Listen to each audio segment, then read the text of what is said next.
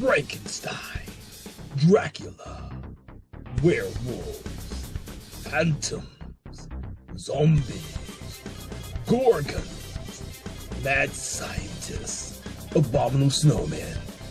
These are the monsters that they have created. Peter Cushing, Christopher Lee, Ingrid Pitt, Veronica Carson, Oliver Reed, Madeline Smith, Barbara Shelley, Michael Gow, Hazel Court, Bartine Beswick.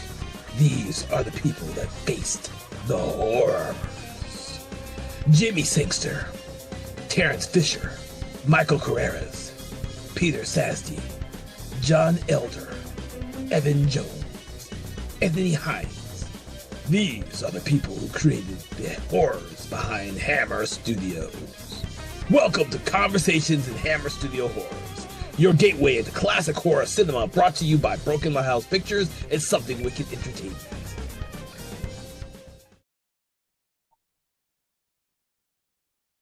Hello, everyone, and welcome to Conversations in Hammer Studio Horrors. I'm your host, Kevin L. Powers. I'm also the owner-operator of Something Wicked Entertainment and Events, and I want to welcome you to our program today, in which me and a special guest sit down and we discuss a premiere Hammer Studio movies from the 60s, 70s, or 80s. Now, this being said, we love to delve into these classic horror movies because we don't hear other people doing it. So why not us? So with that, we do have an amazing show for you today as we are delving more into our ongoing exploration of the Mummy franchise within the Hammer Studios oeuvre. And we are now on the Mummy's Shroud from 1967. And to continuously talk about this franchise with us, I have the amazing Dave Watkins. Thank you so much, Dave, for joining me on another Mummy movie, because we are so good at doing these conversations. Yeah. I was just thinking about it in my head. This is our eighth Mummy movie that we've talked about. I mean, I'm like Mummy's okay, but I'm not like, yeah. I guess the more I see them, the more I like a Mummy movie, though. But this one is the third of four Hammer Mummy movies. So we're not done yet with Mummy movies, obviously, but we started with the Universal Mummy movies on our other podcast, Conversations in Horror, and now we're doing the Mummy movies for the Hammer Studio phase. Yeah, at this point, we just got to do every Mummy movie. It don't matter who made it. I know, isn't that kind of crazy? There's no other franchise monster that we have delved in nearly as much as this yet. But we're going to get there. We're going to get there. But we're going to talk about the Mummy Shroud, which is pretty much I think all of these are pretty much self-contained individual films, if I'm not mistaken. Right. Yeah. Well, Hammer Mummy, unlike the Universal, they connected four of the five together. But this Hammer ones, they just, every time they rebooted it, it was like a completely different world each time. I don't think any of them connect in any way. They made no effort to do that. Yeah, which is interesting, because they were made based on the success of the previous one, but they decided to just go their own separate ways with these films, and it makes them much more interesting. And I didn't know this, because I've watched these all out of order. This happens to actually have been the last one in the franchise I watched about a year and a half, 2 years ago for the first time. I had seen the very first The Mummy movie, and then I've seen the last one, and then I kind of went back and forth until I finally got a copy of this one and finally saw this movie. So it was fun revisiting it for the podcast now. So it's gonna be yeah. Hammer does like they some of the things that the Mummy does in this, they're improved on the Universal, where the Universal was always the Mummy is going to come at you really slow, and that characters, sometimes it was unrealistic that the characters could have gotten away, but the Hammer usually stage them in a way, even though they're a little repetitive sometimes, they usually stage them so it's believable that they don't get away. Mm-hmm. Yeah, I actually will agree with you on that one, because I think it's Henry or Harry. I think it's Harry. The Harry character dies in his lab. You think that he's going to escape, but then, of course, the fire in there kind of burned him up, which I thought was interesting, because he could have, in theory, escaped being the Mummy. But I like that because it makes these films much more suspenseful, in my opinion. Yeah. Well, the Mummy does more than that. He throws like that acid from the photography stuff in his face. So it's like that guy can't get away. you never seen the mummy throw like some acid in somebody's face before, so I mean, No, that's interesting. I didn't think about that, but you're absolutely right. The mummy in this one's a little bit more ruthless, and we're gonna get to more details because this one I want to discuss a little bit more than maybe some of the other ones because this is such a different type of mummy yeah. than a lot of the other ones. And then, of course, I'll have a question for you: what you thought about something the film does that I didn't realize until I rewatched it towards the end. But this movie starts off with a very long explanation on Yeah. exactly how the story before the actual story unfolds. Yeah. I, you A know, lot, yeah, it has that. It's like a continuity story. It's a new one though. It's not like a yeah, lot of times they'll incorporate them into the Mummy movies. But yeah, it's kind of like even like the Brandon Fraser Mummy movie started off with something like this that was like way over the top, and the Brandon Fraser one. This one's pretty hilarious in a way, but it's hilarious and tragic yeah, at the same time because we have to keep in mind that this is a movie that kind of takes after like the Tutankhamun Tutankhamun mummy where it's a boy mummy. right. Um, Yeah, yeah. That same it is. thing. Yeah, I agree. When I say hilarious, I don't mean the subject matter. I mean the way It's that executed. it's executed. Yes. Just because I mean it's fun though. I mean it's narrated by somebody that sounds like Peter Cushing, but they seem to think it's Tim Turner is what he's on the Wikipedia page. But there's also different reports saying that it could be Peter Cushing. So I don't know. Maybe there's some way that AI can analyze it and come up with a definitive like explanation for that. You know? It's so weird because when I was rewatching it, I kept thinking that the narration is done by the character of Basil Walden. Like I kept thinking that that character is relaying the history of all this stuff. But of course, since he dies, it's kind of weird to have that in that. Well, yeah. Well, when they introduce Basil Walton too, the narrator actually says his name in third person. Oh So shit, that's right. yeah, yeah, yeah. So like you probably didn't notice it, but he's like it's funny too because some of the narration is very like it's like it's the thing you didn't hear it. Nobody's paying attention to this shit half the time, when they're narrating. So, but he's like the expedition was funded by Stanley Preston, and the head of the expedition is Sir Basil Walton. Yeah, And of course, it's it a sounds like lot of narration at the beginning of this. And all you need to know in reality is that the Pharaoh wanted a male heir. His wife gets killed after giving birth to a male heir, and the male Pharaoh decides to do nothing but dote over his child while missing the fact that his brother wants to take control of the throne. And when the child at some unknown age the brother decides he's got enough accolades to follow him, decides to do a coup and kill everybody in the family so he can take the throne. But unfortunately for him, the youngest son escapes with his servant Prem, and they slowly die on this trek that would become the final resting place for the king, the young king, the young boy, the young yeah. king. It Uh, well you say it's unfortunate for him. I guess it never really phased him. The other guy, the brother, it never really phased him because they left and they died in the desert. But in yeah. modern, it has an effect on present day though. Well, But yeah, yeah, go ahead. but yeah. Then the kid, his name is what's his name? Kata Bay, the young prince. Yeah. He buries him in a tomb, and that Prim, he's Prim one of the two Bears. mummies. Yeah, Premberry. He's one of the two mummies, and he's a little kid mummy, which is weird. But he's not the bad. I mean, he's not necessarily the strong mummy. Prem, the slave, somebody later on, we don't know who, mummified him.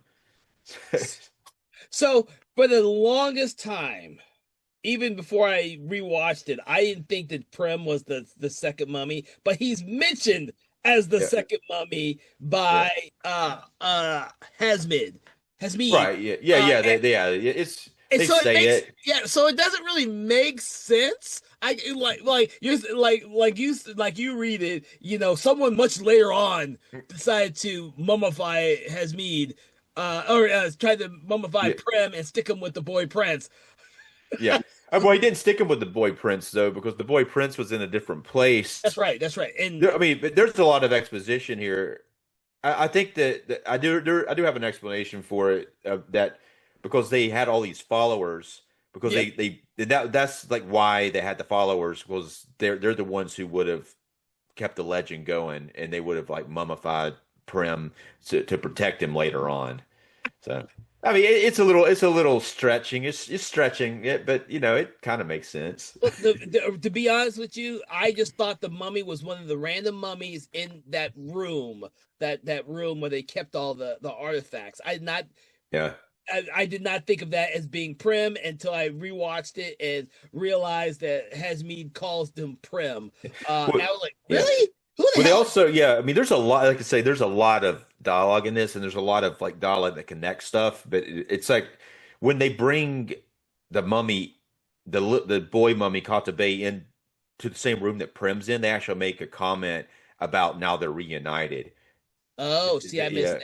yeah. I mean, there's like I said, there's a lot of there's a lot of stuff like that in the film, and it's really easy to miss. I didn't necessarily catch it on the first time either, but Oh shit. yeah, But all of that is really the setup for the movie, that opening sequence, to just be able to have a story for these two mummies, or these two characters, because only one of, I guess they both were mummies, but only one of them gets resurrected. yeah, yeah, And then of course we go to the typical archaeological dig aspects of it with Basil Walden and Paul Preston and Harry, uh and Claire, yeah, yeah. the four main characters who are searching for the fabled location of where Cartel Bay's tomb is, and they're stuck in a sandstorm and been missing for God knows how long. Yeah. um I thought Yeah, was what yeah, one thing I really like about the Hammer movies, especially this one more than probably any of them, the way they keep it in Egypt instead of like yeah, going somewhere else. Even in the Mummy with Peter Cushing, the first one they end up going to, where was it, London or something like that, yeah, after the beginning. But even and then the next one they actually got on a boat and they went somewhere. But they do keep everything here, like yeah. in like Cairo, so in the desert sort of area, which is Yeah. pretty cool. I like that aspect of it. Well, it adds some ambiance to what's going on, because we see the mummy walking through the streets. We see the characters go through all these little alleyways and stuff. I think I love that aspect of this movie. It gives a lot of atmosphere that Yeah, sometimes is missing when you go to London, or yeah, to a city. I think in this one especially, the city itself is a character, because we're constantly watching the elder Preston Stanley trying to escape. And then, of course, we see stuff from Harry's point of view when he's seeing the dark shadows of the mummy across walls and stuff like that. I really like the production design and the fact that they kept it in Egypt for this yeah. entire film. Yeah, no, yeah, I really like that. And it focuses on Stanley. It shows a little bit of ba Basil Walden's exposition. It's all narration. You don't really get introduced to those characters yet, but then it cuts to a hotel in Cairo where that Stanley Preston comes in with his wife. His wife is Barbara, Barbara, and he's all like he's there, and he makes it pretty clear that he doesn't care that much about his son. Is one of the people out on the exposition. What's his Paul, son's name? Paul. Paul, Paul, of course. yeah, Paul. Hammer Paul. So Yeah, yeah, no, but yeah, so they always got to call somebody Paul or Carl or something. But yeah, so it makes it pretty clear that he doesn't care that much about Paul. He cares about his money and he cares about the exposition. And his wife is subtle about it at first, but you can tell that she just completely hates his guts. yeah, And the further it gets into the movie, the more apparent it comes. But she doesn't ever like come forcefully about it. But no, when it comes time for it to be revealed, she very slow. doesn't like, she lets it go. I think she's like, she really like, I think because her son's out there, she's more concerned about him, but she's not letting it on that much. But she's definitely like, um, she's not helping her husband out. She's like hanging around and she's saying shit. Every now and then she'll say something very passive aggressive that ends Yeah, up getting him in a position he doesn't want to be in. She is a trophy wife. His Stanley brings her in for pictures and for looks, and that is essentially what he does. He does not. He thinks of her as a second citizen. It's like when Longbarrow comes in and he's asking her what she wants, drink wise and everything else. The husband is like completely oblivious to her, and just Yeah, it's very interesting. It makes you hate him just a little bit because of how chauvinistic he yeah, is towards his own wife, and you wonder why she's still with him and all that type of stuff. But it makes her much different than some of the other female characters in some of the other films that we watch here, and especially towards that second act, the last third act, where she has that where that passive aggressiveness really comes out, and it really does a toll on Stanley. But it works. I think it works yeah. really well. I think it works. I, yeah, it's funny though that I like the way it follows. The hotel's really cool location too. The set's really cool. Like he comes in and he's just like bust in there and he's just like I'm the dude pretty much and I'm in charge. And then Longbarrow, who's played by our friend Michael Ripper, the Hammer regular Michael Ripper. This is like one of his bigger parts. Yeah, I loved him in this movie. Yeah, yeah, and he's like a short dude, glasses. He's following him around. He's like kind of like the person who's his assistant, who's trying to basically make everything happen. And he's a real dick to the guy, but the guy's a bit of a weasel too. On top Yeah. of that, the Longbarrow is definitely a bit of a weasel. He's a bit of a kiss ass, and he's a weasel, and he's pretty funny though, really. And but he's like following him around the hotel, and he's trying to make sure everything happens. And then reporters come up, and the reporters are like, I think they come up and they'll say something like try to talk to Stanley and he kind of like is kind of rude to him. Then when he realizes they're reporters, he's like, "Oh, I didn't realize who you were." And he's like, "Yeah, Yeah. yeah, we're doing a press conference, and we were doing it like at 10 o'clock tomorrow." All of a sudden, saying so. And It then when we're reporters the next day, they're doing the press conference, and the wife actually is like, he's like, we're sending more expeditions out to find our son, or but the wife's like, yeah, you should. And he's like, maybe you should go, and the wife's like, yeah, you should go, and he's like, oh, okay, I guess I'll go too. That's yeah, he'd rather just sit back, tell his stories, and make sure that he's paying enough people to go do the work for him. Um, and that makes him a very interesting character for the film, yeah, especially as a potential future victim, because his agenda is very much the opposite of Paul and Basil's agenda in this film. He is simply what do you call it, out for profit and notoriety. Especially when we learn that he's fabricating the story of how he finds his family members to Longbarrow just to make sure that it's much more colorful and that he is yeah. showing in a better light than what actually happens.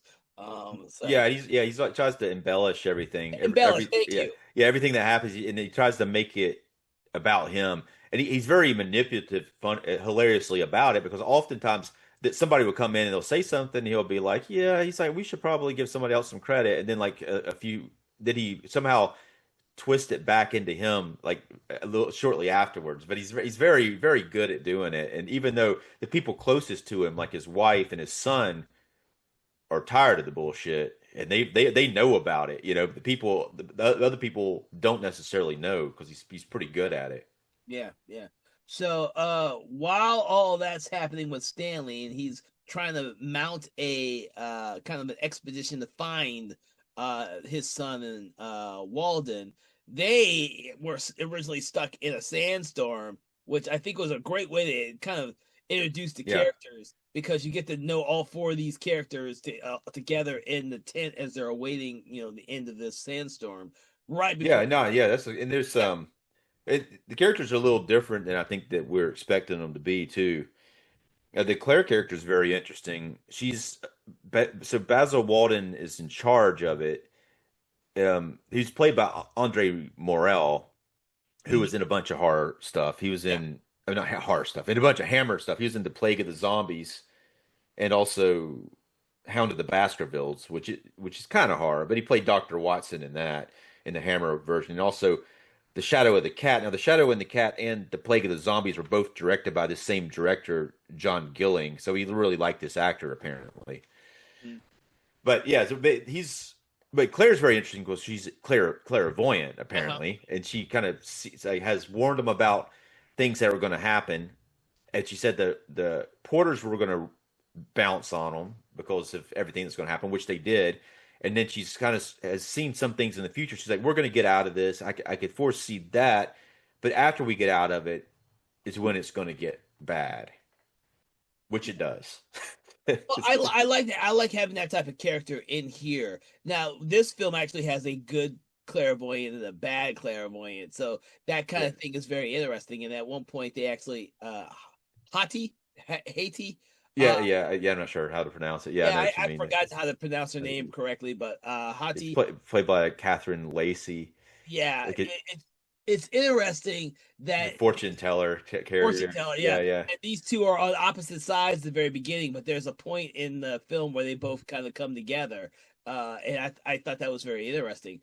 I yeah, like the Claire character, anyways. I always thought that was just an interesting character to have. And she's not only like clairvoyant, but she's also the linguist. She knows several different languages, and she can read the hieroglyphs and all that type of stuff. So it gives her an actual function that we see her do yeah. throughout the film. But they do pretty good with that with these, with the female characters in this, and they do that with that. And the wife is Yeah, they give them stuff to do, and they don't make them at the mercy of, like, the guys aren't leading them around. That exactly. it kind of in the way the wife is, but she's constantly fighting back against whatever the husband's trying to do, and she's doing it in a way that's subtle Yeah. most of the time.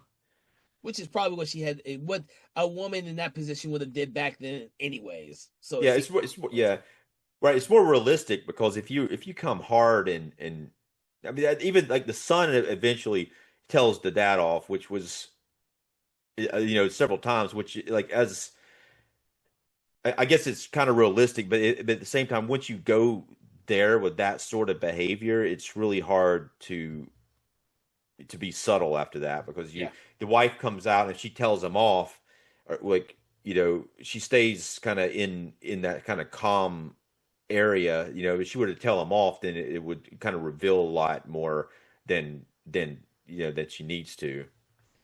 yeah, And I don't know, I guess the son is more idealistic than the dad, because the dad has very manipulative, like ways of doing things, where you think the son, he didn't pick that up. He's actually fighting against it, and he confronts it when he sees it. yeah. Well, I get a sense that Paul is someone who escaped his father by going into archaeology, and kind of had his father give money to this expedition he was going to do, but probably would not have if he had the choice to. And of course, his father's kind of taking all the hogging, all the glory of it, when it should be Walden, because it's his expedition. He finds the tomb that Yeah. they all eventually get to, and by the way, they get to this tomb after the sandstorm, and we've been introduced to all four of the characters, which I think they did a really good job on. The sandstorm just mysteriously stops, and right Yeah, out, yeah, yeah. It's almost like that the sandstorm could have been a supernatural yeah, sort of thing, because once it stops and the sandstorm uncovers what they were there for, was the Tumakata Bay. yeah, I don't know. yeah, I don't know. I don't know if it's supernatural, if it was calling to him, because there's definitely repercussions for breaking into the tomb, but it almost seemed. I mean, Claire foresaw it too, in a way. So I don't know. There's implications of a possible other force, like, showing them the cave, but I don't know who it would have been, and who it would have favored. Now, well, the thing is, this is unlike other mummy movies in that we are shown a marker that Prim did to mark where the tomb was, and then the ideal that this he's not Carto Bay is not, because of his situation when he died, was not buried in a pyramid. I love this aspect of the movie. Yeah, So he wasn't buried in a pyramid. He was just buried in a cave, more or less, and quickly mummified as we and yeah. They put him in the sand. Actually, they make in a sand sand. pit and they have him stand on top of him.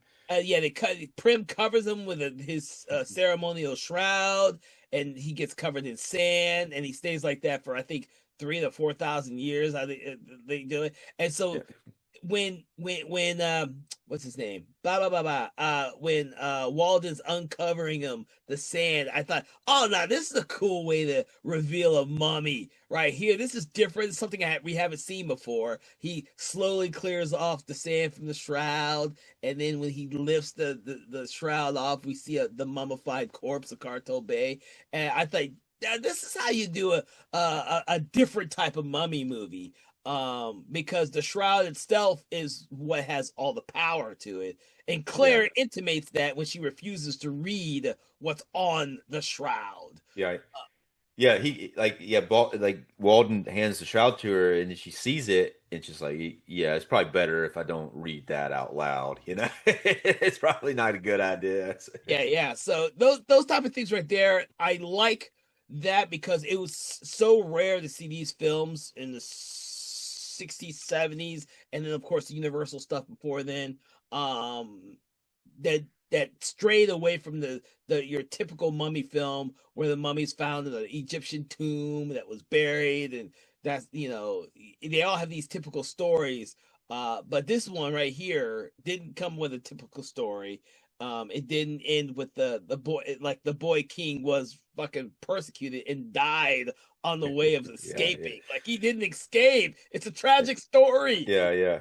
He just So died, and yeah, but, so I found all that very interesting for the film itself. And of course, the thing that happens is once they've uncovered all this. um so two, I guess two interesting things happen before they actually get to the tomb. Well, I yeah, guess there's three things happen. The first one is they come across, was it Hazmi. Hazmi, yeah, Yeah, so we usually in these mummy films, especially these Hammer ones, they've done it too. They usually have a bay character, BUI, who's like protecting the tomb. This is a similar character, but he looks a little different. Instead of wearing a fez, he's got like a what do you call that? It's like a I it's I he looks can't. like, yeah, he looks like a sheet or whatever, kind of Yeah, like over. But yeah, he's got that Egyptian thing on, and he comes out and he's got a knife, and and maybe he could kill him, but he doesn't because Paul's got a gun pointed at him, which he probably should have shot him because he comes out with the knife and they're in the cave and he's like within a foot away from him, and he just mm, decides not to come any further. But then and then they knock the knife out of his hands, and then he like tells them off and leaves, and he basically he says it in some other language. I don't, he, then but then B Basil has to translate it. He says death awaits all who disturb the resting place of Kata Bay, and then the guy runs out like yeah, screaming and stuff. So he's just there to protect the cave.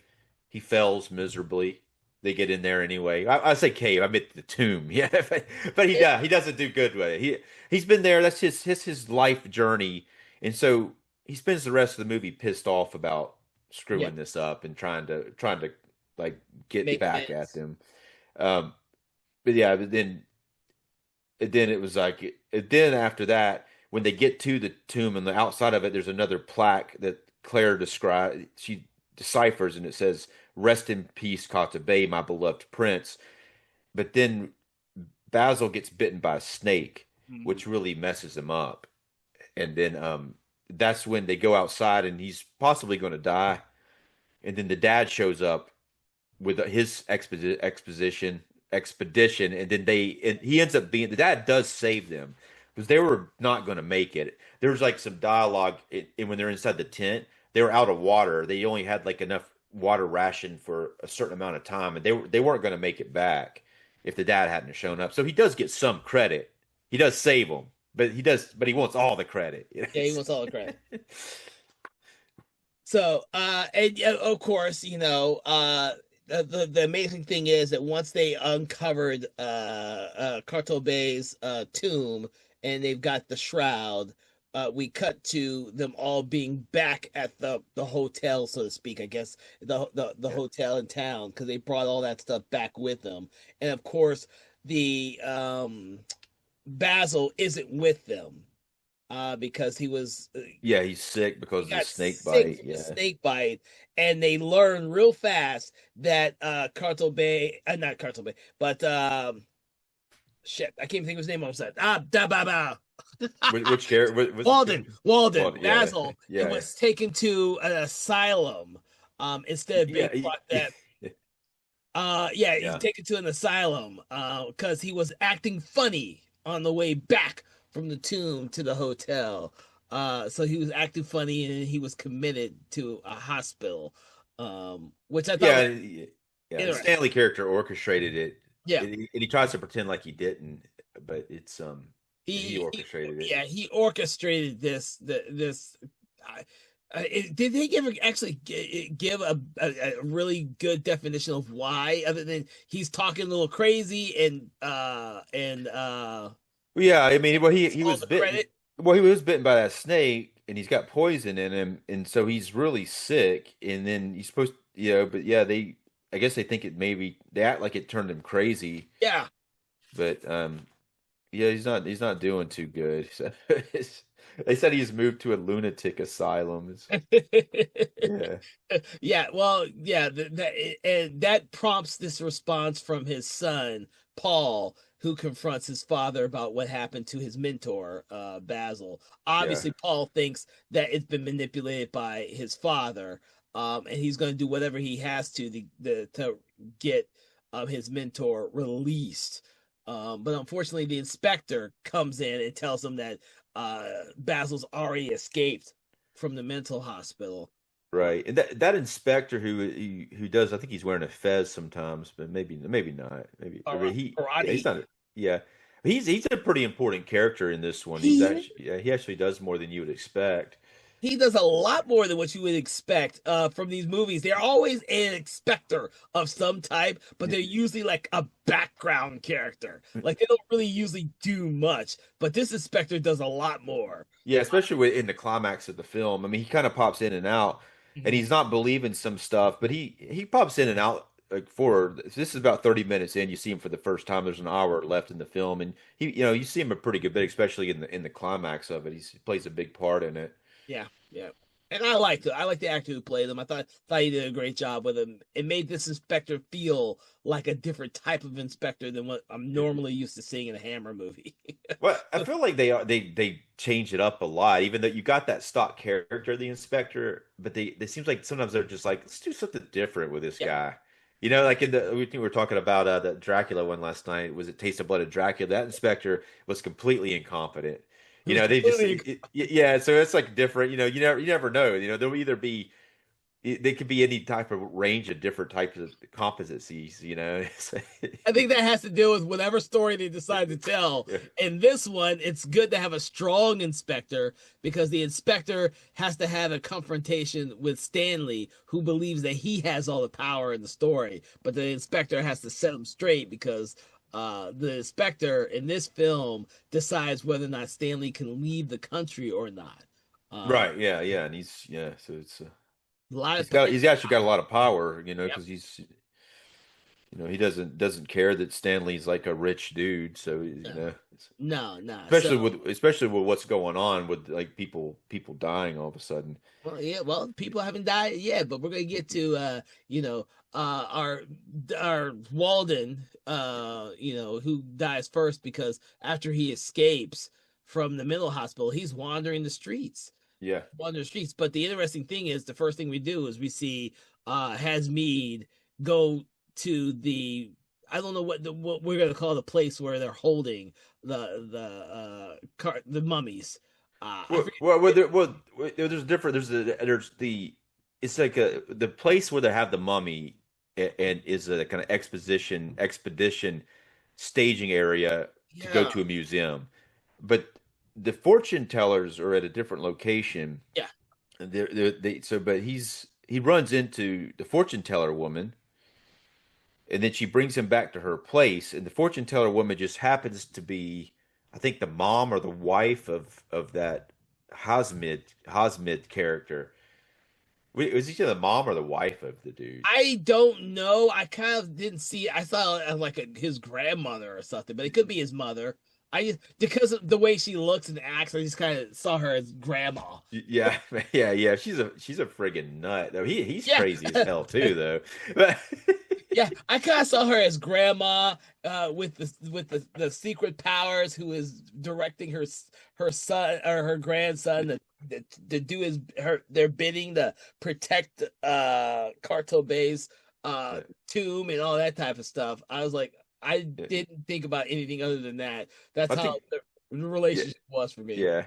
What's funny is that she brings the Basil guy in there, and she's having like does this fortune, and she says like she starts like acting like like unhinged, and she's like, there's nothing left for you but death, and then she's all laughing, and then the son comes in there, and he's like, they'll be punished for for what they've done, says they'll all be punished. She has cackles and does all kinds of crazy stuff, but it's funny that in order to get the revenge. The has-been guy could just come in there and kill the dude. He's right there. The guy's sick. He's been bit by a snake. But instead, they bring the mummy back to life. The mummy comes in there, kills him in the same place. You know what I'm saying? As It's there, like, I mean, it seems like a big. I mean, obviously, I don't know. I mean, I guess the police don't like think that the fortune tellers killed him. I mean, they would be very suspicious. I guess they figured since it's a mummy stuff. I mean, the fortune teller could have killed him himself, or the son or whatever. which is hilarious because now you put this in my head. Uh, um, that has me could have killed Stanley instead of going setting him up to stay there at the to be picked up by his brother, his fake brother, and then Yeah. having the mummy kill him as well. I never thought about that till you made a logical connection. Well, I guess the guy's like he's got like a certain religion. Maybe it's against his religion, and his religion he has to bring the mummy back. And it is a mummy movie, so you have to have a mummy in it. So, to me, the thing that makes it weird is that they kill him in their place of business. It'd be different if he left, but the mummy actually comes in there where Yeah, they're doing business and kills the Basil character. yeah, yeah. Um, But it's cool the way they kind of like set up where his body is going to be found. Like it didn't matter to them if they killed him there because the mummy's going to take the body back to where the holding area, yeah, and that's right. obviously Yeah, that's yeah, where they put the body is back in the holding area. yeah. Uh, in a very funny sequence with a cleaning person. Right, right. And I guess it would be a lot of work for Hosmid to carry the body back there. It'd be a lot easier just to have a mummy do it. You just come get him and bring him. It's surprised that no one sees a mummy carrying a body through the streets at night. Yeah, Yeah, yeah, yeah. That's but why, like a lot of times in the other movies that people do see the mummy. This mummy seems to not be seen though. yeah. He's for some reason they don't see him, but Harry sees his shadow at the very beginning. I mean, when Basil's being killed, but that's I think the only time any of the characters see the mummy. I don't think they even realize the mummy's doing the killing for a long period of time in this movie, because people are just showing up dead. I yeah. mean, Well, Basil's body is hiding in the mummy holding area. yeah. So But this is like 47 minutes into the film. yeah, The first kill, which is pretty far into the movie. It's not very graphic. He starts to crush the dude's head, and then it cuts away. They hold back on that, but it's weird. The actor who played Basil's top billed for some reason, but I guess because the director had worked with him on the two other films. mhm, But he's taken out first. yeah. Then the inspector comes in and after they find his body, and he comes in and inspects it, and then he calls everybody in, and then immediately Stanley, the dad, wants to leave, Yeah. but then the son's like wanting to figure out what the heck's going on. Yeah, well, yeah, it's his mentor's been killed, so Yeah, yeah, and then of course, his Paul blames his father for putting Walden into the mental hospital anyway, so you know. Right. Yeah, it was his fault. But yeah, you know, but here, Claire, it brings in the two characters. Claire and Harry are back in play. Claire wants, she wants, the Harry is a photographer. He was one of the people in the who was with him in the tent, and he's taking pictures of the shroud. Claire wants to see the picture of that, and so he's developing them back in his lab, where I guess you call it a lab, his photography area in his room. And then the fortune teller, meanwhile, they have a crystal ball where they start looking through the crystal ball and seeing shit through the crystal ball. They can see all this stuff. Which is why I say I And find that interesting using the different contrasts. Claire goes by what she feels in regards to her clairvoyance, and Hati uses a crystal ball to be able to see what other people are doing and where they are. So that gives Hasmin a leg up when trying to figure out where to send the mummy.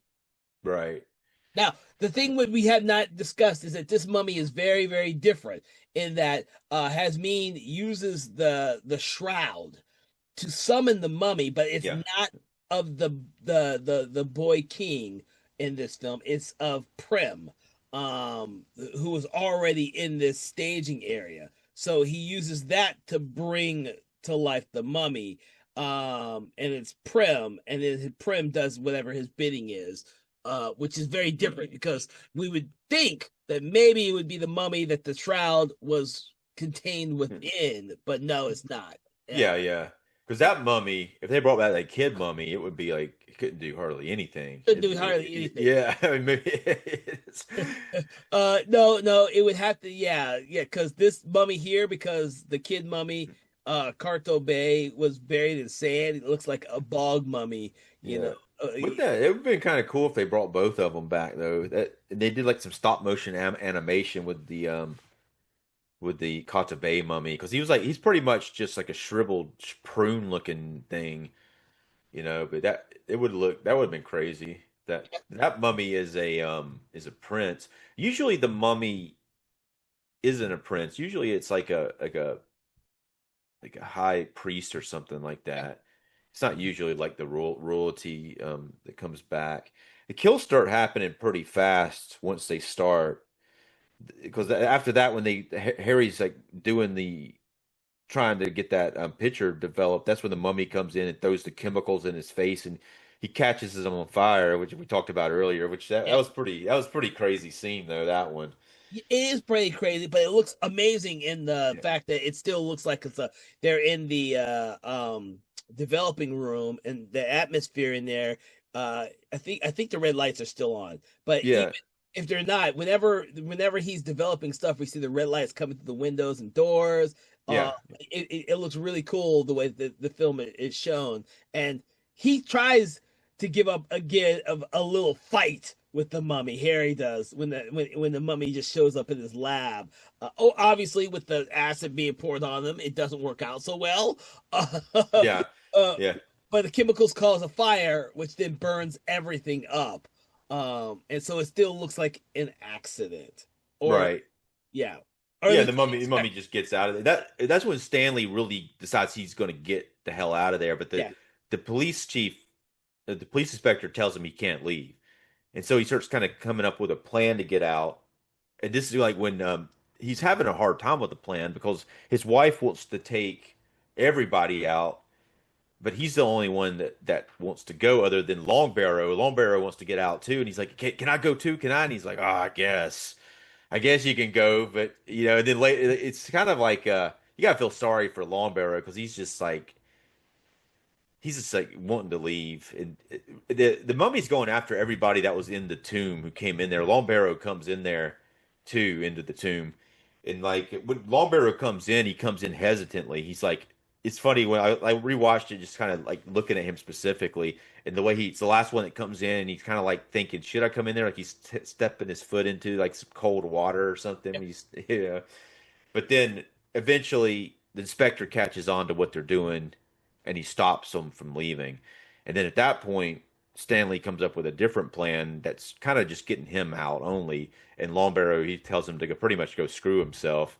And then Long Barrow goes back to his room and the mummy gets him at that point. So Yeah. So let me. I'm gonna add into this the fact that Barbara Stanley's wife has no fear at all because she didn't go into the tomb, and so yeah, she feels 110% safe, and she makes comments about that to her husband, like yeah. throughout I when he's wonder trying why. to Yeah, I get. wonder why she's so confident about that. But Uh, you know what? That's a good question. Actually. but I mean, she seems. I mean, she seems to know. I mean, she seems to already know that nothing's going to happen to her, and she's like tells him to go screw himself, pretty much in Pretty a much. calm manner. In a calm manner, so he doesn't have a chance to retaliate against her. But she's like, I'm not leaving. I'm staying here.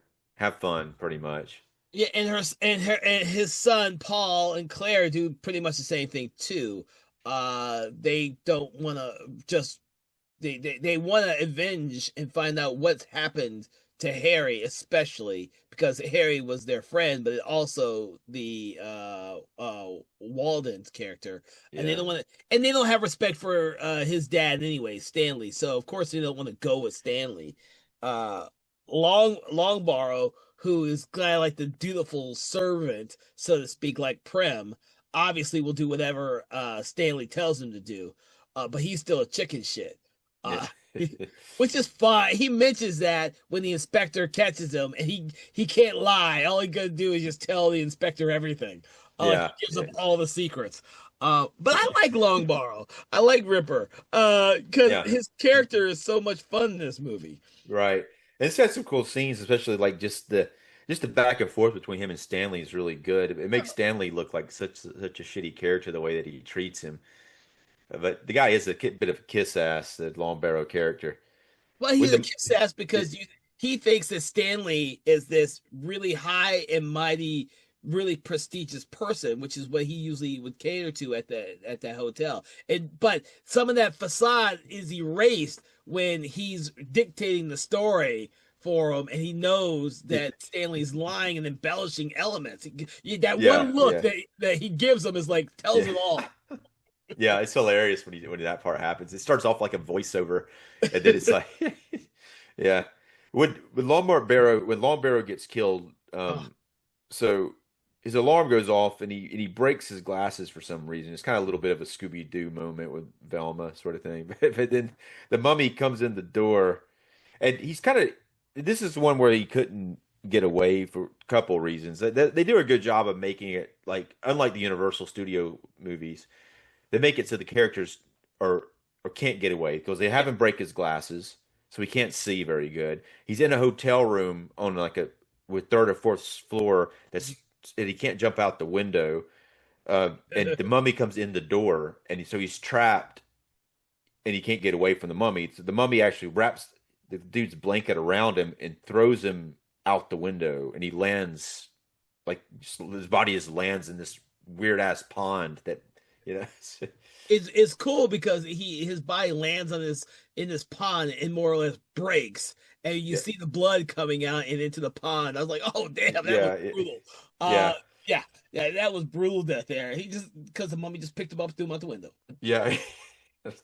I mean, why he wraps him up with a blanket? I mean, maybe because it makes him look like a mummy, but it's clearly because they're trying to maybe be less graphic with it. Yeah, It saves, but it's kind of effective that he's wrapped up in a blanket and you yeah, don't see him just fall his whole body. They were able to not have to make a fake body, and it probably would look fake if they had done it, you know? yeah. Oh yeah, no, yeah. No. The sound effects of his body hitting that pond and breaking was enough, really. And then we seeing the blood come through. That was no. I like that. That's the one death I hated to watch because I like his character so much. Yeah, well, you kind of felt sorry for him. I don't know Yeah, about liking it, but you felt sorry for him. He's pitiful, and he is he's like it's like killing pitiful, like a but puppy, you know? It's yeah, like, but even if you make it, if it's a pitiful little puppy, they're still cute little pitiful puppies. yeah, Uh, yeah, it's tragic because he's part of his own demise because he steps on his own glasses and he can't see the mummy till it's too late. yeah, yeah. But again, they did. I really liked it that they did that with the deaths, and we didn't really talk about the way the mummy looks yet. What did you think about the way the mummy looks? So the mummy's look is the most. basic look in the whole movie. Now that's not to say that some of the other mummies in the other movies didn't look very much similar.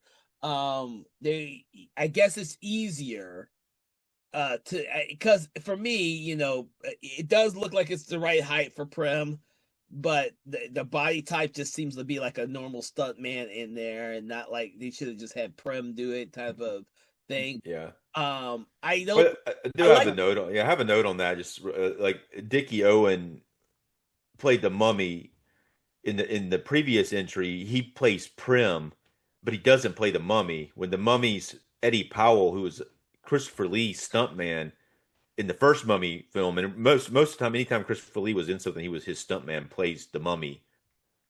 hmm, So it's kind of yeah. I mean, I don't know why they Dickie Owen played the mummy in the previous film. I don't. Yeah, you're right. I don't know why they didn't have him do it again. yeah. There's probably some reason though. Maybe he got a big head from playing the character that wasn't the mummy. I'm playing characters now. I don't know. I don't I yeah, the thing is before the longest time because they don't mention that it's Prem until Hasmeed makes Claire apologize to the mummy Prem. We don't really like I didn't it just didn't click that that was Prem to me until you just mentioned that Yeah, they actually had that line in there. yeah. I think a problem with it is the over amount of explanation Mm, and I'm saying expedition ex what? Shit. exposition. Yeah, exposition like those words. Yeah, but there's too much of it, and so you kind of zone out on some of it because they try to explain things too much and Yeah. in certain points. But the information's there, but it's told in a way that's very like you're being told to you that you're like not paying attention. Yeah, because yeah, I agree with you on that one. I do think, yeah, I think there's a lot of information like that on there. It's okay, it to be honest with you, because the movie's fun and Yeah, engaging. yeah. Um, and the deaths are instead of just seeing people get strangled like we normally see in the Mummy movie, this one had someone get some acid thrown on them, Yeah. burns up in the fire, and the other guy gets thrown out a freaking window. I mean, Yeah. Yeah. It's a little more creative with it, and yeah, and even Stanley's when we get to Stanley, who's still trying to escape. yeah. Like every time chance he gets, he's still trying to escape, whether it's under the inspector's nose or not. Well, Um, I think that's a very realistic response. I think it's a realistic Yeah, response too. I think it's like that's a horror movie thing that like people say get out. He makes a Yeah, really big mistake, and he's like, but he makes a mistake because he does not. The same thing happened to the other guy, Basil, where he runs into Hasbid, who he hasn't met, and Hasbid acts like he's going to help him, and that's how he gets got right yeah. there. I thought I had forgotten for a second that they didn't meet before, and so it took me a second to realize, oh shit, he doesn't recognize him, not because he's being condescending to anyone who's below him, but because they actually didn't meet before. So yeah, I had to remember that sequence, but it's interesting because this guy has talked Stanley into waiting for his brother to come or something like that. I can't remember Yeah. the details Well, exactly. he says something about Is his cousin? yeah, he wants to go get the he says he's going to go get a boat for him, and he's going to Oh, get away on a boat. Is what he says. yeah, but instead he goes. This allows him the time, instead of killing him himself, to go summon the mummy, to kill him. Yeah. Yeah, I see. Yeah, it's funny. Like the mummy summoning scenes are pretty funny because he gets there and he gets the shroud and it starts like saying words or whatever and he's got some black stuff on his teeth. It's like that I've used it before, but it's like this dry. It's like a you basically it's like a kind of a paint thing. You dry your Yeah, teeth and you put it on there, but it's like it's on there so his teeth look. It's pretty obvious that he has it on because it's a part of his teeth that are really white and part of them are black because you got that on there. It's a hard thing to use, but and boy, he's so enthusiastic when he's doing it, and it has a really tight close up of him. You see his teeth like really good, you know. Yeah, yeah. I like the way that Stanley gets his death. I want to ask you about that because even though it's not as elaborate as the ones we've previously seen, his Yeah. head gets smashed into that wall, and we see that pool of blood on the wall, and then his body falls down. I wanted to ask you what you thought about that because Yeah. Stanley is more or less like our main one of our main villains in this thing. Like he Right. Yeah, he's the human antagonist, and he yeah, I don't know. I mean, I do like him hitting the head against the wall. It's one of those two. The good thing about it is it's realistic because the mummy, again, he comes out from this alleyway behind him and grabs him, where he doesn't like have to. Stanley doesn't get to see the mummy and try to do anything at all. Where he's able to come up behind him, grab him, and then slam him into the wall. I mean, I would have maybe liked to had more to it, but I am glad that it was realistic and it wasn't like a situation where you're like, "Come on, man, run from that mummy. It's just a mummy. Get out of there." But none of these guys have a chance to get away. The way that is staged. directed and Yeah. staged, they're and written maybe, but like the way that it is, they're not given an opportunity to get out of there. No, and I like you. We've made this comment on other mummy movies before. Why is like they have plenty of space to run away, but they just can't. But this Yeah, one, there is a reason why they can't, and I think that helps this film. It elevates it. yeah. It elevates it more so than some of the other mummy movies that we've watched. Right, because we talk the mummy is typically really strong. When that mummy grabs hold of you, you're not going to be able to get away unless something else happens. But in order for him to get you, he Mhm. has to like you have to not see him, and and then like say was it like the was it Curse of the Mummy? Is that the last one from the Universal? There's like that Cajun Joe Yes, character who's yes. like shooting at him. He's shooting at him in the woods, and the mummy keeps coming. And instead of dropping the gun and getting away, the mummy just eventually just grabs him. And Grabs them. it's like, I'm laughing because you brought that up, and I was like, oh yeah, that's right. That's what happens. but it's like, I mean, it's good that the character gets the chance to react to the mummy, but it also gets the character. It gets unbelievable for the mummy to be able to kill him. Yeah. And that would have been a good. This would be a good situation for there to be two mummies. Because if that other mummy came back to life, say if somebody saw the mummy and they're trying to get away from him, and then they're like they can get away from him, and suddenly that little mummy comes out and grabs his leg and pulls him down, and then they could both like grab him. That would have been a cool thing to do. Yeah. Well, the thing is with this film, there's a lot of great things that happen with the mummy and the way he's treated in this film because even after Stanley's death, and we go to like the actual like the ending third act of this Yeah, film after Stanley's gone, and we're going to talk about that in a few seconds, but I want to go back to Claire because Claire yeah, yeah, there's some scenes in there after Stanley dies, but the most important one is more or less when Claire decides to take the Hati up on her offer. Hati at an earlier point in the film gives her business card. It's so funny. Gives her yeah. little business card, and she finally decides to go and see Hati to kind of see her own fate with what's going on because it's only her and Paul left. And that's a very interesting scene for me because this is the first time where we get to see these two characters, one that's the clairvoyant and then the other one who's the fortune teller, kind of interact really for the very first time. And this is something that you don't really see that often in these type of movies. There's usually one psychic in these films, and this one has two more or less, and they're both working opposing sides to this whole incident. Although to be honest with you, Hati doesn't always seem like she's working against anyone. She's like saying, "No, you're going to die. I can see it right here. Yeah. It's going to happen in a few moments." Well, I kind of feel like maybe Claire's the same way though. That's interesting. I don't think that anything that they see they can do anything about necessarily. I I mean, you know, because they Well, I both, didn't think about yeah, that, but you're right. yeah, because they both see what happens and they can't. they can't necessarily change it. They don't try it. Yeah, they don't change it. They don't try to say it. They just see what happens and kind of retells that information. That's interesting. That's an interesting observation. I didn't think about that. You're absolutely right. Yeah. I just But found it very interesting to have these two characters in the no, same. yeah, it's a cool scene. It's a cool scene that she goes in there. It's a funny any of those scenes though with that fortune teller is funny. That she goes in there and she seems to like, even though she's not necessarily.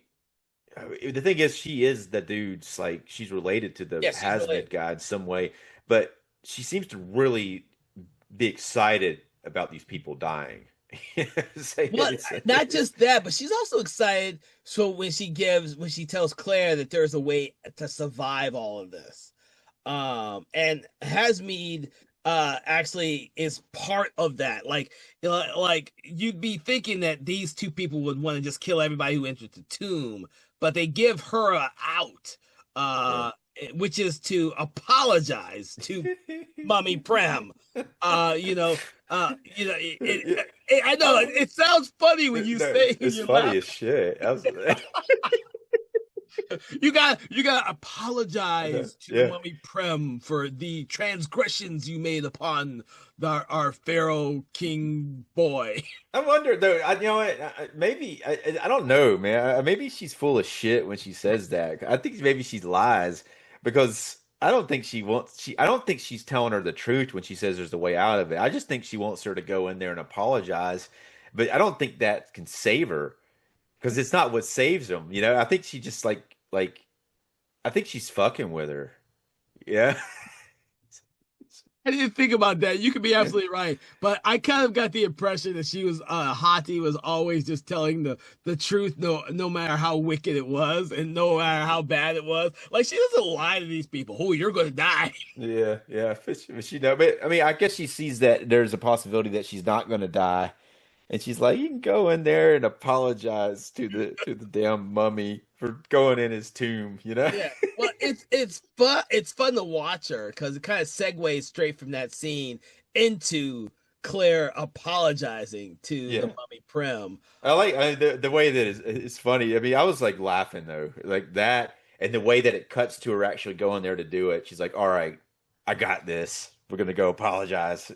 Well, you just made me think about this, but the old fortune teller woman in this reminds me of the old woman in the Universal the Mummy movies or Frankenstein movies actually. Who I can't remember her name. I used to know that character's name. Who's the crazy old woman who Yeah. shows up in the first? Yeah, she just shows up in the random movies and she always has to relay this weird information to the audience and she acts all crazy.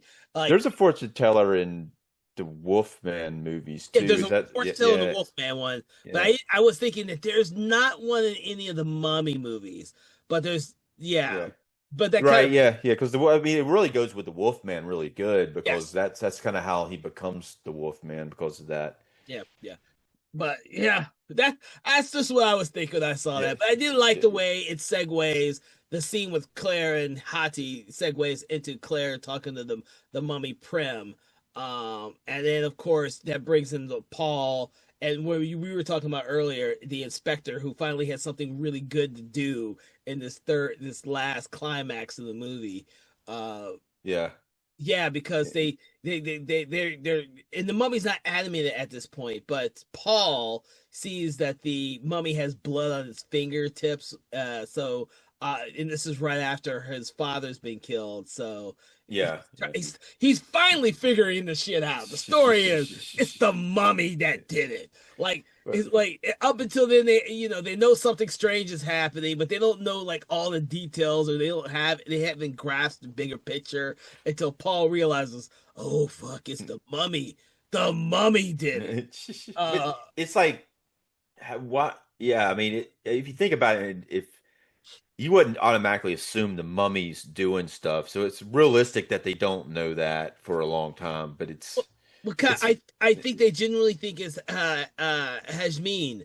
yeah, Hajmin. which he Because could he have was been him. You yeah, know, he could have done it.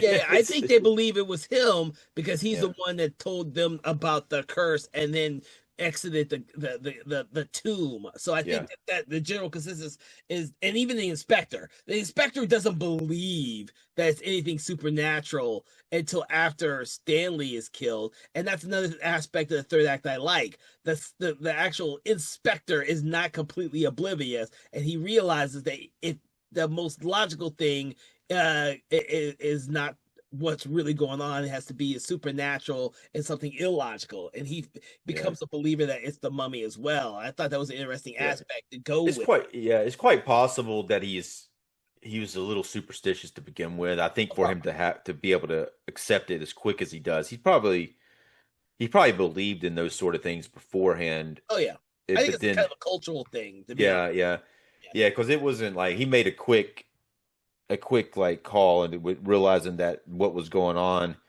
And he starts shooting the mummy. You know, the mummy starts coming at Paul, and he starts actually shooting it and delaying the mummy from killing him.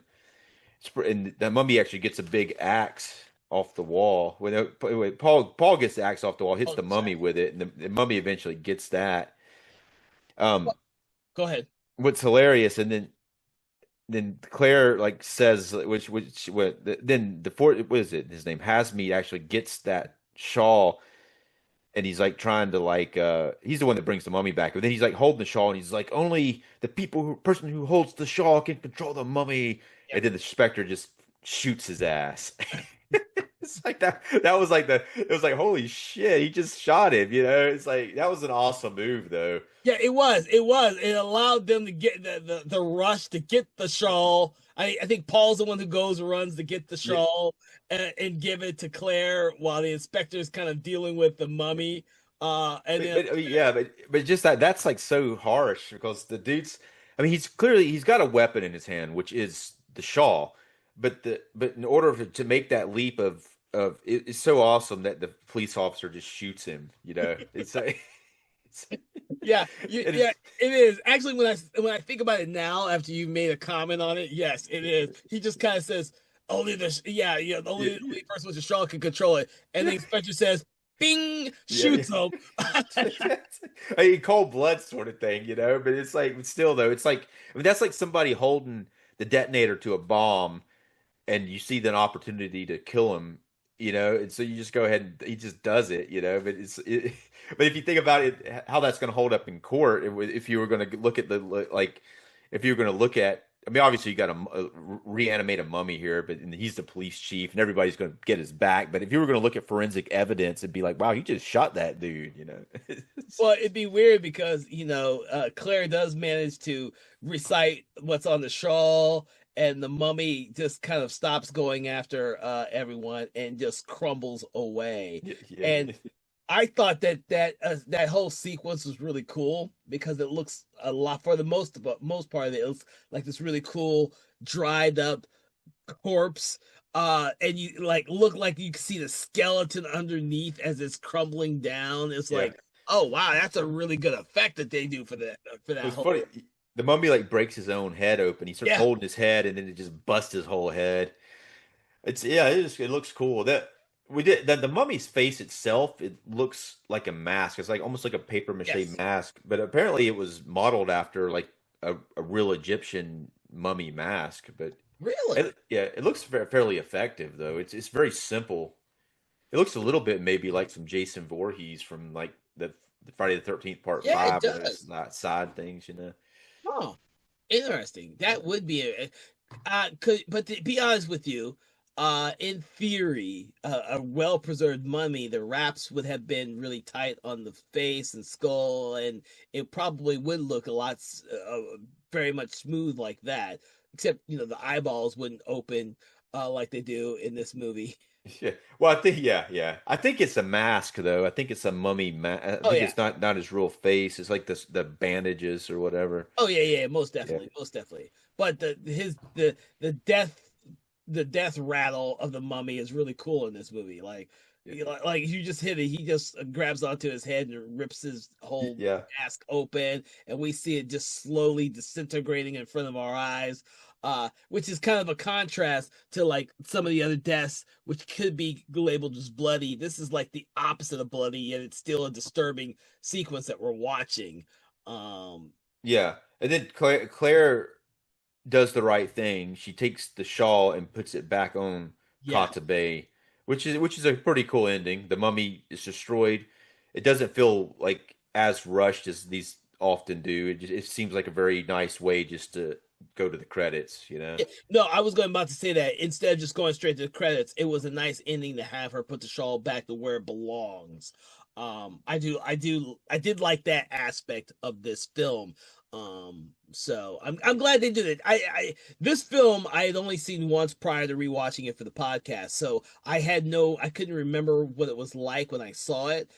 Because I think I hadn't seen the other three in years, like years. It's been years. Yeah. This one just happened to be the one I had never seen, so I finally saw it, I think a couple years ago for the first time. And it didn't stick with me when I saw it, probably because I just probably wasn't in the mood. Right, right. Yeah. I mean, um uh, but yeah, I mean, I think this is like the first time I saw it, really. It was like when we started to do this, it was yeah, like I think we started first talking about this like 3 months ago. But yeah, then it was like that was the first time I saw it, and it was like I'd had it. It was yeah, I mean, I was really glad that it all took place in Egypt and it yeah, all felt like a mummy movie. I mean, yeah, there's some it's an older movie, so some of it doesn't hold up that good as far as but overall though, I think it's a really strong entry in the Mummy series. yeah, yeah. So, yeah. So that brings me to something that we actually skipped on this one, which is, normally we say what our initial impressions of the movie was and all that type of thing. We didn't do that this time. We just jumped Yeah, straight to the movie. But I do want to say that I really, surprisingly, surprisingly, I really enjoyed or am enjoying watching these in the order that they were produced and released, because I have a greater reference point, even though they don't connect with the previous films. I'm yeah. enjoying watching these more than I did, like I said, 2 years ago when I watched it just randomly and I don't remember it. When I Right. rewatched it, Yeah. I'm and we've sorry. discussed a lot of mummy movies in Yeah. the last few months. Yeah. We have discussed a lot Yeah. of mummy movies, so Well, the thing about it though is if you watch stuff out of order, even if it's not connected, it's still like this movie could possibly take kills or stuff from another movie, and then they might seem fresh when you watch something like this, but when you go back and watch the other ones, it's like it's not as fresh when you watch them in the order that they were made. mhm. And you get that different perspective. Like that could happen sometimes. They'll like make a maybe do like an idea better later on, or even worse. Sometimes they'll take like a kill from an earlier Friday the 13th or something, and they do the same thing again and make it worse. And it's Mm. like if you're watching them in order, you're like they already did that shit better in the first one. It's well, actually, you know what it really saw. What was it? There's like this movie, A Bay of Blood. You saw that, right? Yes, Bad Blood. Yeah, Yeah. yeah. There's like the scene from Friday the 13th, part one, where they're two people are having sex in the bed, and then he stabs the spear through them. Uh-huh. It a lot better in Bay of Blood, a lot more graphic, and it was like they actually still tried to move off of the damn thing, but it's like they did it better in that, but then they kind of ripped it off in Friday the 13th, but they couldn't do it better because they got censored, you know. Yeah, yeah. And I don't think I think Bay of Blood may have gotten released here in the States after the release of Friday 13th, the first one. Oh, Because that was they saw 80, that, man. There's so many yeah, like things that are similar. They had to taken a look at that yeah. movie. Oh, most Somebody definitely. did. Most definitely. But Somebody that's the did. thing is, you watch those filmmakers can watch those older films at Yeah, theaters, art houses, and stuff like that. That don't, but they'll never make it on like DVD or VH. I say DVD, fucking VHS back then. yeah. And they don't make Well, it a mainstream. But filmmakers can rip off those because they go to those art house cinemas to see those damn things. that Uh, was like with Friday the 13th too. That was before like VHSs and stuff because the yeah, first Friday the 81. 13th, yeah, somebody saw that in the theater. Yeah, Somebody involved with the production, but really, like if you look at, we're getting off subject with Friday the 13th, but Friday the 13th is a lot like a giallo film because it has a lot of even like the mom being the killer at the end is a lot like Deep Red, you yeah, know. you are absolutely correct. We don't really. It's almost like we don't really see the killer until the very end. Yeah. like a giallo film, and it would almost be as though we're just seeing the hands of the killer kill people, but we don't always see the hands in Friday the 13th. Whereas in the giallo, you would always see the hands killing Right, the right. person. Yeah. That's pretty Yeah. much the biggest difference. But yes, you are absolutely correct. The original one does feel like a fucking giallo film, and I can say that now because I've seen a billion giallo films. Whereas when I originally saw Friday the 13th, I had never seen one. Yeah, yeah, same here, same here. I've seen a whole. But yeah, this movie is nothing like a giallo film or a Friday the 13th film. No, but we got off an Yeah. interesting little tangent There's there. a little bit of slasher stuff going on. I think The Mummy is kind of like the original slasher film in a way. It does kind of it's like there's a reason for the mummy's kills usually controlled by somebody Yeah. making the mummy do the kills. Starting with the hand of the mummy was, I think, the first one where someone was controlling the mummy and making him kill people. Yeah, yeah, yeah. But the thing is, this film for me, I really enjoyed the film. I really enjoyed it this time watching it. I like a lot of aspects of it that make it a different film than the other ones. I think the beginning is a bit much for exposition, but I'm Yeah. gonna forgive it. Because mummy movies, we've been talking about them so often that I'm gonna forgive it for this one. Yeah. It's about like 10 minutes, I think, 8 to 10 Yeah. minutes of that. And it's kind of funny though. It's kind of like it's somewhat well produced for that part, and it's a very tragic story, a little different than some of the other stories. Yeah, it reminds me of much like you would see of one of those epic movies being made at the time here in the States. Right? Those with those fucking Cleopatras and the fucking Lawrence of Right. Arabia, those classic epic movies. They're like 3.5 hours long with these narrations that get you into the movie and story and stuff. That's how I saw Yeah. that. It's I, very when that narration comes up, it's really hard to pay attention to it. It's like, so dude, you are much. like, yeah, you are talking to me and not showing me. It's like Yeah, yeah, yeah. Because no one in the it's all narration, and you're never hearing the people talk in what we're seeing. They never yeah, talk. It's just all narration. So yeah. yeah. It- All right. Any other things that we can discuss about this film that we think that we may have missed out on?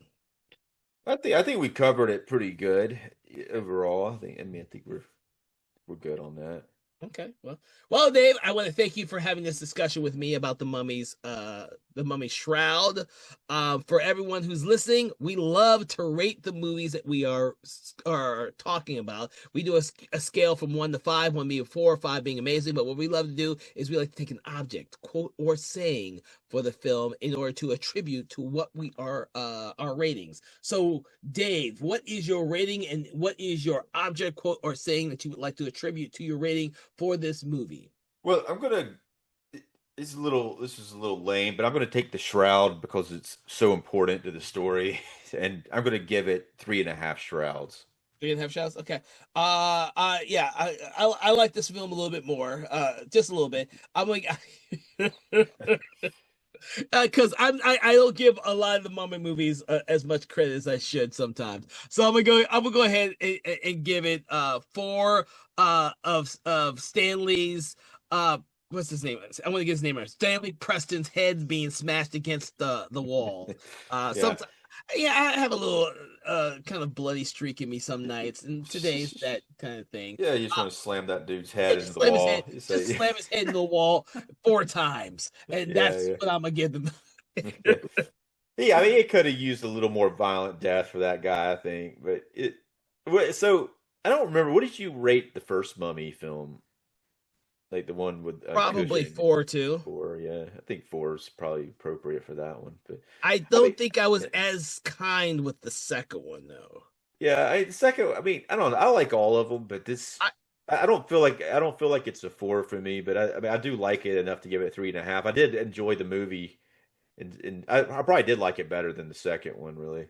So and this is a good thing to add there. One of the things I liked about this one is I like the production design. I like the fact it stayed in Egypt. I like the fact that there are 2 clairvoyants in here with differing views, and I like some of the subtle stuff with the Barbara versus Stanley, and then of course Stanley versus his own father, and the way Stanley treats other people makes him a much more interesting antagonist character, even though he's not the real antagonist.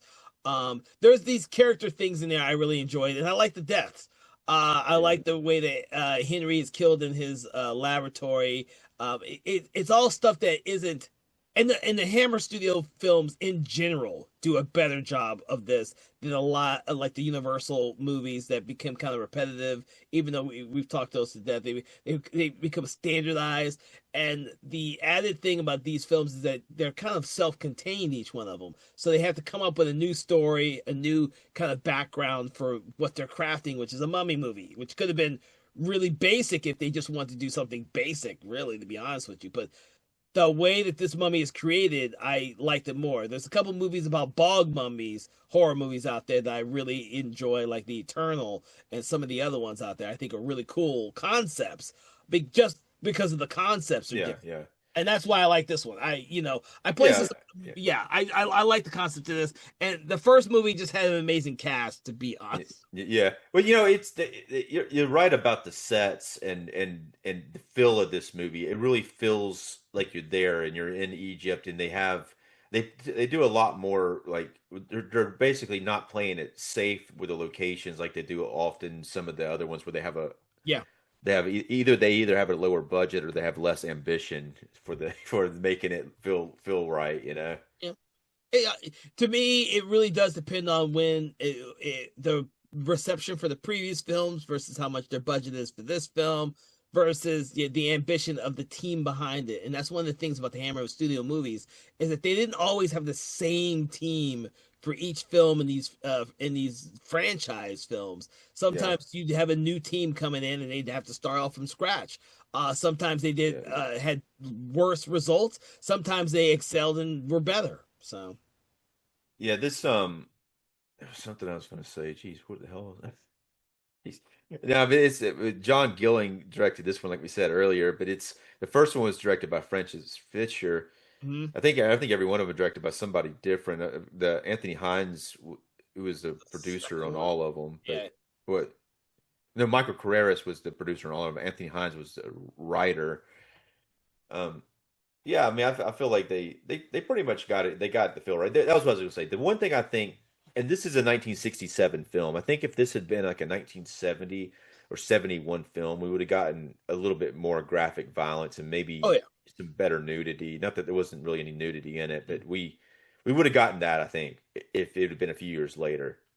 But I don't know if we would have gotten the the atmosphere right. So it's a kind of a hard call. I would have liked to seen like some of those deaths. I would have liked to seen a little more, like a little bit more like blood or something. But overall, it was pretty well done. Yeah, I think you're absolutely. If it was the 71, I guarantee you, what probably would have happened is Hati probably would have been Hasmin's wife. She would have been attractive. She would have been, yeah. You would have had you would have you probably would have had like a scene where she does a weird little dance in the movie.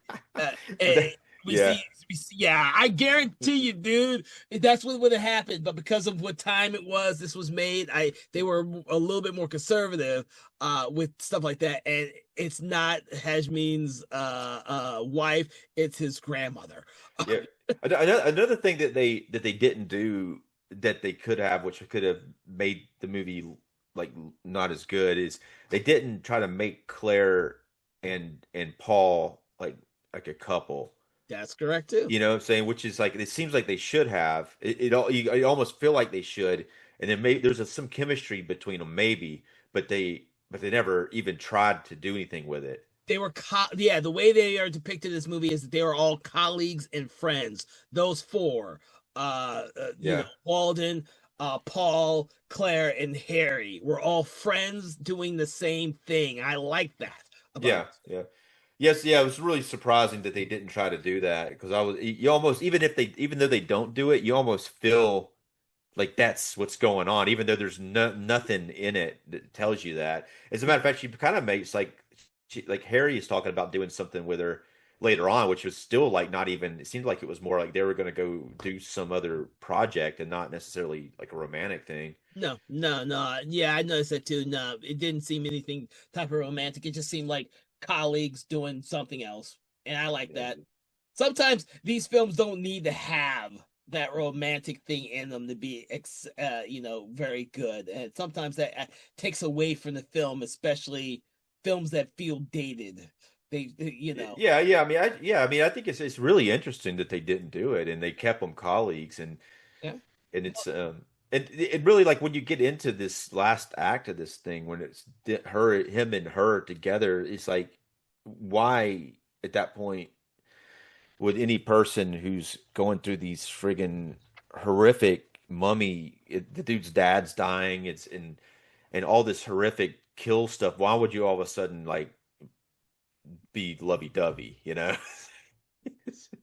Yeah, they would have started the movie out with the two characters. We're about to get married, and I'm gonna get back to this hotel after finding the tomb. We're gonna get married, and that's the type of what you'd have. And that's usually, or sometimes it does happen where like at the end, some of those other mummies, the Universal ones, they were like, so that was kind of what they were doing, but it was like at the end of it, they would like all of a sudden like make out or whatever, and they end with a kiss.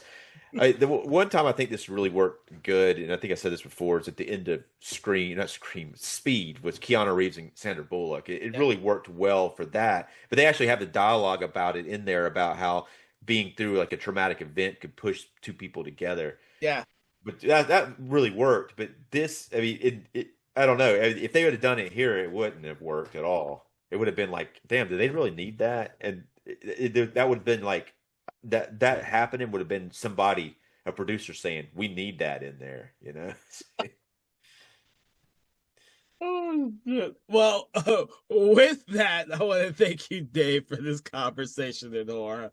I hope everyone out there, you have enjoyed listening to us talk about the third film in the Mummy franchise from Hammer Studios. We do have one more left to tackle, and we do hope that you like, follow, share, subscribe, do that thing you do with your favorite podcast on your favorite podcast app, Spotify or YouTube, so you never miss an episode, because we're going to have that episode coming up real soon, and then we'll be done with the Mummy films here for Universal Hammer Studios, but don't fret. We still have plenty more Hammer Studio movies to go through. We still have plenty of Dracula movies. We still have plenty of Frankenstein movies. We have the Quatermass films. There are so many great films left for us to explore through the Hammer Studio vault. And we do hope that you will stick with us, because we have nothing more but great episodes to bring you soon. From all of us here at Something Wicked Entertainment, we hope that you've had a pleasant listening experience, and we will see you on the next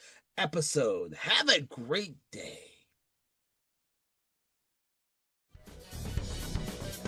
Conversations in Hammer Studio Horrors is a Broken Lighthouse Pictures and Something Wicked Entertainment podcast. It is hosted by Kevin L. Powers, original music provided by Dusty Ellison, produced and directed by Kevin L. Powers. Our executive producer is Kelly A. Inoka. This podcast is produced in Gwinnett County, Georgia. Conversations in Hammer Studio Horrors is part of the Conversations in Horror podcast franchise and is copyright 2025 Broken Lighthouse Pictures. No part of this program can be used without express permission from Broken Lighthouse Pictures.